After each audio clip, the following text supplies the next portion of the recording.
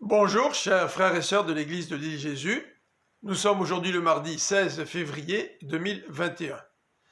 Dans le cadre de notre lecture biblique communautaire et quotidienne, nous avons lu, dimanche et lundi, le texte que j'aimerais vous présenter dans le cadre de cette capsule. Il s'agit du texte qui nous présente la rencontre de Jésus avec la femme samaritaine, que nous retrouvons dans Jean au chapitre 4.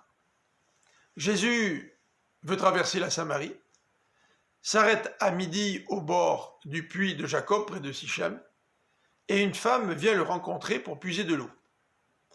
La voyant arriver, Jésus lui demande « Donne-moi à boire ». Et cette femme d'exprimer sa surprise « Comment toi qui es juif, fais-tu une telle demande à une femme samaritaine ?» Jean nous aide à comprendre la situation, puisqu'il précise que les Juifs n'ont pas de rapport avec les Samaritains.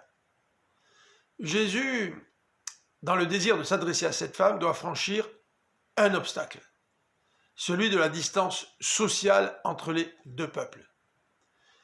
Et si nous voulons parler du Seigneur autour de nous, nous sommes appelés aussi à faire preuve d'habileté pour franchir les différences qui peuvent exister entre nous et notre interlocuteur.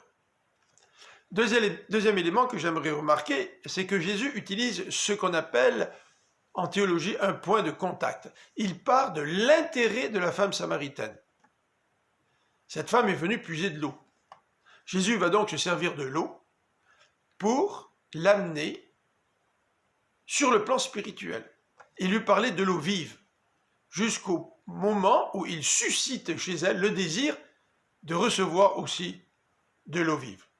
Savons-nous utiliser les centres d'intérêt de nos interlocuteurs pour leur présenter l'Évangile?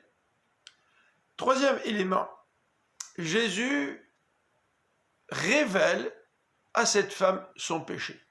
Et il lui tend la perche en quelque sorte. Va chercher ton mari et reviens me voir. Et celle-ci reconnaît qu'elle n'a pas de mari. Et Jésus de lui dire, tu as bien répondu, parce qu'en fait, tu as eu 5 maris, et celui avec qui tu vis aujourd'hui n'est pas ton mari. Dans le cadre de notre témoignage avec le Seigneur, il serait bon de tendre la perche à nos interlocuteurs pour qu'ils puissent avoir l'occasion de reconnaître leurs propres péchés. Sans repentance, personne ne peut obtenir le pardon de ses péchés. Mais Jésus le fait avec une telle habileté, sans condamner.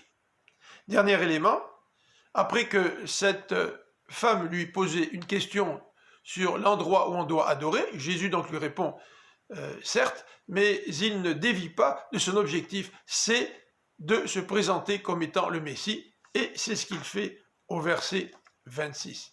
Je suis le Messie. Que cet exemple de témoignage puisse nous servir à nous aussi, afin de pouvoir atteindre avec l'Évangile ceux qui vivent autour de nous. Je vous souhaite une bonne fin de journée et à demain.